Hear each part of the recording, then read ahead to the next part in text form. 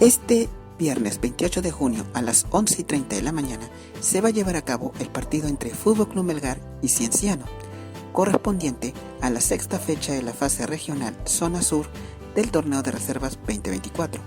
El escenario es en el complejo deportivo y centro de alto rendimiento del Fútbol Club Melgar, ubicado en Arequipa.